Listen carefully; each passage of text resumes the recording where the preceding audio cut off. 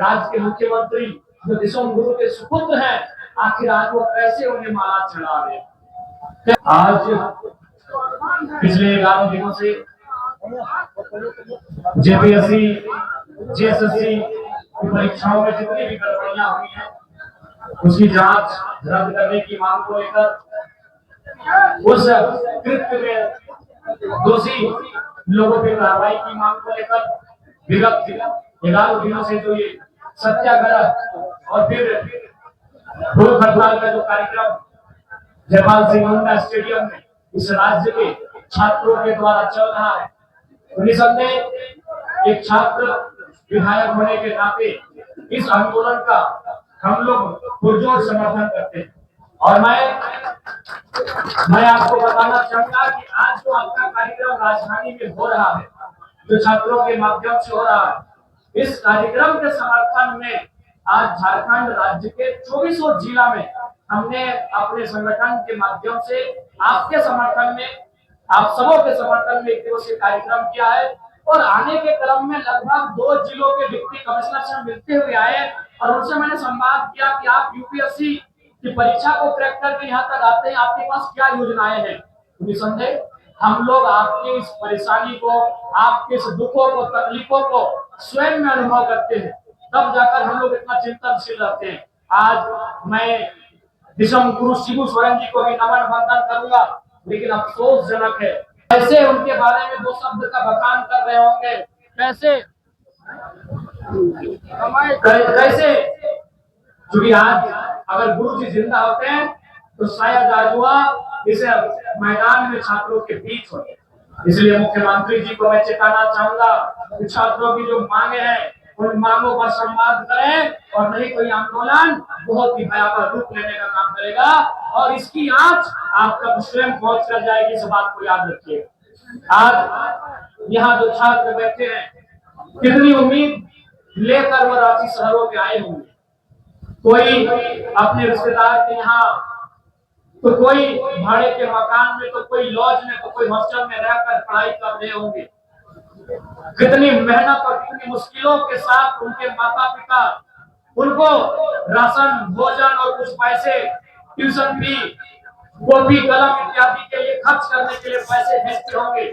इस उम्मीद से भेजते होंगे कि शायद जब मेरा बेटा, मेरी बेटी उस परीक्षा को पास कर जाए तो मेरे दुख दर्द तकलीफ समाधान हो जाए। लेकिन आज इस राज्य में एक भी परीक्षा ऐसी नहीं है जिस पर लांछन ना लगा हो, जिस पर कदाचार ना लगा हो, जिस पर भ्रष्टाचार के आरोप ना लगे हो। ये बड़े दुर्भाग्य की बात है। 25 सालों के झारखंड में झारखंड की कल्पना हमारे महापुरुषों ने नहीं किया था। दिशम गुरु शिबू सोरेन हो या जयपाल सिंह मुंडा हो या विनोद बिहारी महतो हो, किसी भी महापुरुष ने इस अवस्था की कल्पना नहीं की थी कि एक दिन झारखंड ऐसा होगा कि यहाँ के छात्रों को हर 6 महीने में प्रोटेस्ट में आना पड़ेगा, हर 6 महीने में सड़क में उतरना होगा। ये कल्पना किसी ने नहीं की। इसलिए आज झारखंड के युवाओं के पास एक अवसर चलकर आया है। आज एक मौका है कि जितने भी दाग लगे हैं सरकारों पर, उन दाग को या तो सरकार को धोना होगा या तो इसके लिए सरकार को तैयार रहना होगा कि आंदोलन आगे चलकर बहुत ही भयावह रूप लेगा। साथियों, आप निश्चिंत रहें, एक विधायक होने के नाते जो हमारी जवाबदेही विधानसभा के अंदर बनेगी, उस जवाबदेही में हम लोग आपके विश्वास के साथ खड़े उतरेंगे और विधानसभा में आपके मुद्दे इस शीतकालीन सत्र, माफ कीजिएगा, मानसून सत्र में जोरदार तरीके के साथ बोलेंगे।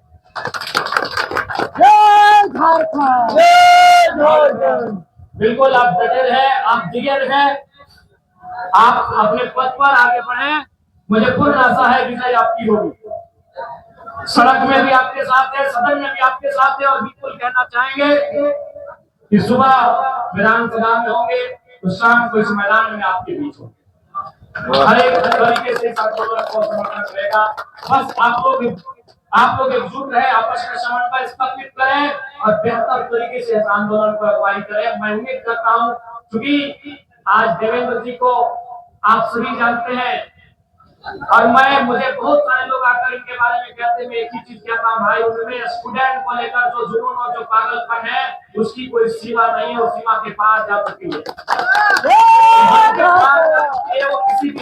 जा सकते हैं।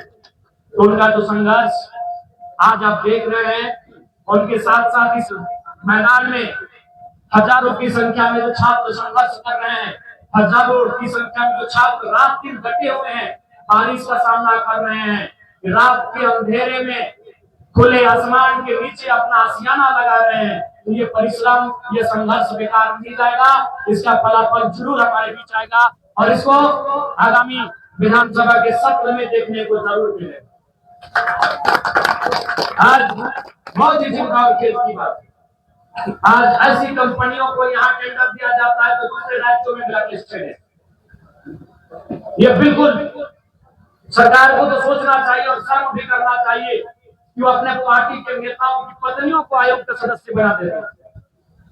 आज सरकार को भी इस बात को भी आश्वस्त करना होगा कि इस आयोग, चाहे जेपीएससी हो, एसएससी हो, इसके अध्यक्ष और सदस्य वही लोग बनेंगे जो मुख्यमंत्री के दबाव में भी कोई गलत काम ना करे, जरूरत पड़े तो इस्तीफा देने का हिम्मत रखे। ऐसे लोगों का चयन करना होगा, पूरी व्यवस्था को बदलना होगा। पूरी व्यवस्था ही हमारे राज्य की सड़ चुकी है। ये नया जेपीएससी नहीं है। जब से जेपीएससी को हम लोग सुन रहे हैं, जब हम लोग उस समय मध्य विद्यालय में थे, हाई स्कूल में थे, तब से सुनते आ रहे हैं और आज भी वही परिपाटी दोहराई जा रही है।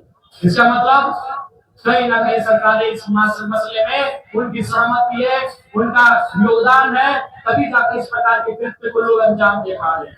इसलिए इस बार का विधानसभा का सत्र निर्णायक होगा। छात्रों के लिए इस बार का आंदोलन और विधानसभा का सेशन दोनों ही निर्णायक होगा। पूरा प्रयास होना चाहिए इस राज्य का, झारखंड राज्य का, कि इस आंदोलन के बाद दोबारा इस राज्य में छात्रों को आंदोलन करने की नौबत न आए। इसीलिए अपनी पूरी शक्ति इसी बात रोकने की आवश्यकता है ताकि बार बार आंदोलन करने की हमें जरूरत ना पड़े। पुनः सभी साथियों को जोहार, आपके जज्बे को सलाम, आपके हौसले को सलाम।